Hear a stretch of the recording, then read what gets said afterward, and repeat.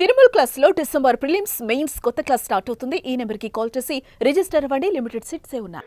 5,000 December 3 తర్వాత తీసుకుంటే 7,500. ఇప్పుడు మీరు చెక్కిన లెక్క ప్రకారం ఇచ్చినారా అధ్యక్ష? 7,500 ఇచ్చారా? మంత్రి గారు చెప్పాలా? ఇవ్వలేదు అధ్యక్ష. అధ్యక్ష మార్పు మార్పు మార్పు అని ఉదరగొట్టారు అధ్యక్ష. మార్పు అంటే ఏందో అనుకున్నాం అధ్యక్ష. పేరు మార్చి రైతు బంధు పేరు మార్చి రైతు భరోసాను పెట్టి పైసలు మాత్రం గవే. 5,000 పోయి 7,500 అయితే అనుకున్నారు రైతులు. 7,500 మాత్రం కాలే. అందుకే నేను అంటా ఉన్నా అధ్యక్ష, ఈ ప్రభుత్వం ఒక్కొక్క రైతుకు బాకీ పడ్డది. ఒక్కొక్క రైతుకు మీరు పడ్డ బాకీ ఈ రోజు వరకు పోయిన యాసంగికి మీరు రైతు భరోసా అన్నారు, పేరు మార్చారు, కానీ 2,500 రూపాయలు అదనంగా మీరు ఎకరానికి ఇవ్వలేదు.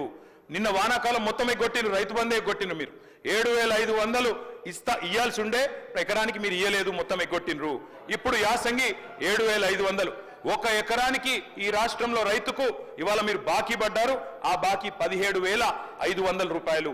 మీరు తిరిగి ఎప్పుడు విధి విధానాలు సబ్ కమిటీ ఎన్ని చేసినా ఈ 17,500 రూపాయలు ఖచ్చితంగా మీరు రైతుకు బాకీ పడ్డారు, ఇయ్యాలని చెప్పి మేము డిమాండ్ చేస్తా ఉన్నాం. అదేవిధంగా అధ్యక్ష, 2 విడతలు రైతు భరోసాతో పాటు ఒక విడత 5,000 ఇచ్చి ఎగ్గొట్టిన 2,500 కలిపితే ఇప్పుడు నేను చెప్పిన లెక్క 17,500 అధ్యక్ష. మొత్తం 70 లక్షల రైతుల లెక్క తీసుకుంటే మీరు రైతులకు పడ్డ బాకీ ఎంత అంటే 26,775 కోట్లు ఖచ్చితంగా కట్టియాలని చెప్పి బీఆర్ఎస్ పార్టీ తరఫున మేము మిమ్మల్ని రిక్వెస్ట్ చేస్తా ఉన్నాం అధ్యక్ష. అధ్యక్ష, మరొక వైపు రుణమాఫీ గురించి అధ్యక్ష చాలా చెప్పారు అధ్యక్ష. రైతులు కూడా చాలా పాపం ఎదురు చూస్తూ ఉన్నారు. రైతులు ఇప్పటిదాకా మా సోదరుడు పెద్దపల్లి ఎమ్మెల్యే గారు కూడా మాట్లాడారు అధ్యక్ష, రుణమాఫీ అయిపోయింది, మొత్తం జరిగిపోయింది అధ్యక్ష. వాస్తవం ఏంది అధ్యక్ష? రుణమాఫీ వీరు ఎన్నికల సమయంలో ఏం చెప్పారు అధ్యక్ష? ఇప్పటిదాకా రుణాలు తెచ్చుకోవాలని ఉంటే కూడా అర్జెంటుగా ఓనరి తెచ్చుకోమన్నారు అధ్యక్ష.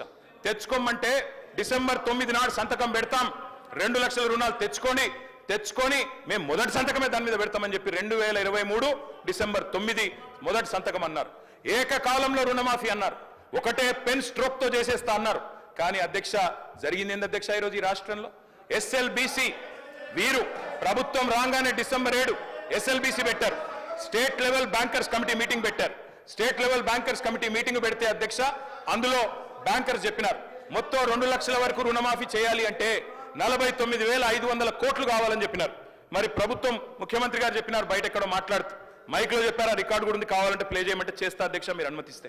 ముఖ్యమంత్రి గారు చెప్పారు, ఏముంది ఆయనలా, మేము ఒక్క సంవత్సరం కడుపు కట్టుకుంటే 40,000 కట్టేస్తాం, ఏమున్నది అన్నారు. మరి సంవత్సరం అయిపోయింది, 40,000 కోట్లు పత్తా లేదు అధ్యక్ష. మరి కడుపు కట్టుకున్నారా కట్టుకోలేదా ఇంకేం చేసినారో మాకు తెలియదు అధ్యక్ష, వారు చెప్పాలి. అదేవిధంగా అధ్యక్ష 40,000 కోట్లు అన్నారు ముఖ్యమంత్రి గారు, ఎస్ఎల్బిసి 49,500 అన్నది, ముఖ్యమంత్రి గారు 40,000 అన్నారు. మళ్ళా వెంటనే కేబినెట్ కాడికి వచ్చే వరకు 31,000 కోట్లు అయింది. మరి ఎట్లా మాయమైతే అధ్యక్ష లెక్కలు? 49,000కి వెళ్ళి 40 అయింది, 40కి వెళ్ళి కేబినెట్కి వచ్చే వరకు 31,000 కోట్లు అయింది, బడ్జెట్కి వచ్చే వరకు 26,000 కోట్లు. మళ్ళీ ఇవాళ మొన్న పాలమూరులో విజయోత్సవం జరిపినప్పుడు మొత్తం జరిగింది 19,000 కోట్లు అని చెప్తున్నారు అధ్యక్ష. నేను సవాల్ చేస్తా ఉన్నా, ఈ ప్రభుత్వాన్ని సవాల్ చేస్తా ఉన్నా అధ్యక్ష, ఏ ఊరికైనా పోదాం రాష్ట్రంలో, కొండారెడ్డి పల్లికి పోదామా, కొడంగల్కు పోదామా, సిరిసిల్లకు పోదామా, ఏ ఊరు వాళ్ళ ఇష్టం, పాలేరు పోదామా, ఎక్కడ పోదామా వాళ్ళ ఇష్టం. ఖచ్చితంగా ఏ ఒక్క ఊర్లోనైనా 100% రుణమాఫీ జరిగిందని రైతులు చెప్తే స్పీకర్ ఫార్మాట్ లో రాజీనామా వెంటనే మీకు ఇచ్చి రాజకీయ సన్యాసం తీసుకుంటా అధ్యక్ష, ఏ ఒక్క ఊర్లో అయినా సరే. అధ్యక్ష, ఈ రకమైన బుకాయింపు, ఈ రకమైన మోసం మంచిది కాదు అధ్యక్ష. పావులా కూడా జరగలే అధ్యక్ష రైతు రుణమాఫీ. 49,500 కోట్లు అని చెప్పి ఇప్పటి వరకు 12,000 కోట్లు కూడా చేయకుండా తప్పించుకునే ప్రయత్నం చేస్తా ఉన్నారు. ఒక మాట అన్నారు అధ్యక్ష ఆ రోజు ముఖ్యమంత్రి గారు, రైతు బంధు ఎందుకు అయిపోతుందా, మేమేమన్నా దివానగాళ్ళమా అవులగాళ్ళమా అని మాట్లాడిన అధ్యక్ష. మరి ఇలా వానాకాలం రైతు బంధు ఎగ్గొట్టిన వాళ్ళని ఏమనాలి అధ్యక్ష? వానాకాలం రైతు బంధు ఎగ్గొట్టిన వాళ్ళని ఏమనాలి అధ్యక్ష ముఖ్యమంత్రి గారి మాటల్లో? అందుకే అంటా ఉన్నాం, ఒక పంట కాదు 3 పంటలకు ఇయ్యాలని డిమాండ్ చేసిండ్రు.